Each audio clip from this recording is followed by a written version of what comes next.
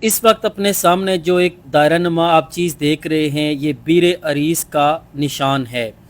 یہ مسجد قباء میں موجود ہے، اس کو بیر خاتم بھی کہا جاتا ہے۔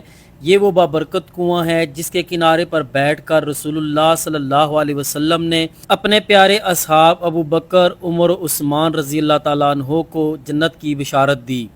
اس کو بیر خاتم اس وجہ سے کہا جاتا ہے کہ حضرت عثمان رضی اللہ تعالیٰ عنہ کے دور میں ایک انگوٹھی جو رسول اللہ صلی اللہ علیہ وسلم پہنا کرتے تھے وہ اس کنویں میں حادثاتی طور پر گر گئی، جو کہ بہت سی کوششوں کرنے کے باوجود نہیں حاصل ہو سکی۔ قباء کی وادی وہی وادی ہے کہ جہاں پر رسول اللہ صلی اللہ علیہ وسلم نے اسلام کی پہلی مسجد کی بنیاد رکھی۔ یہاں پر اکثر اصحاب اور رسول اللہ صلی اللہ علیہ وسلم تشریف فرما ہوا کرتے تھے۔ جب آپ قبلہ کی سائڈ کے اوپر آئیں گے تو اپنی رائٹ سائڈ کے اوپر آپ کو یہ بورڈ بھی نظر آئے گا اور نشان بھی نظر آئے گا۔ جب بھی جائیں ہمیں بھی دعاؤں میں یاد رکھیں۔ جزاک اللہ خیرہ۔ اس وقت اپنے سامنے جو ایک دائرہ نما آپ چیز دیکھ رہے ہیں یہ بیر عریس کا نشان ہے۔ یہ مسجد قباء میں موجود ہے، اس کو بیر خاتم بھی کہا جاتا ہے۔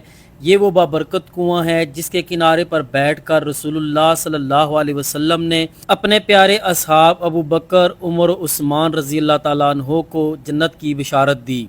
اس کو بیر خاتم اس وجہ سے کہا جاتا ہے کہ حضرت عثمان رضی اللہ تعالیٰ عنہ کے دور میں ایک انگوٹھی جو رسول اللہ صلی اللہ علیہ وسلم پہنا کرتے تھے وہ اس کنویں میں حادثاتی طور پر گر گئی، جو کہ بہت سی کوششوں کرنے کے باوجود نہیں حاصل ہو سکی۔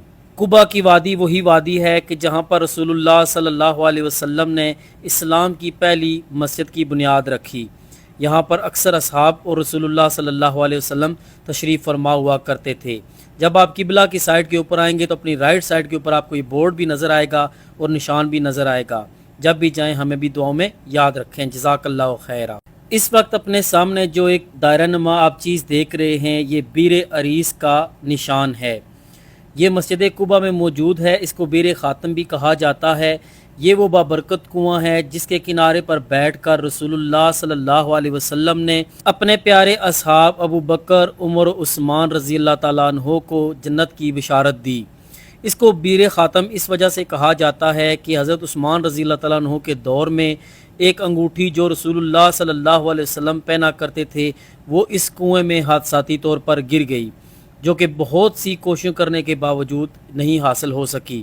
قباء کی وادی وہی وادی ہے کہ جہاں پر رسول اللہ صلی اللہ علیہ وسلم نے اسلام کی پہلی مسجد کی بنیاد رکھی۔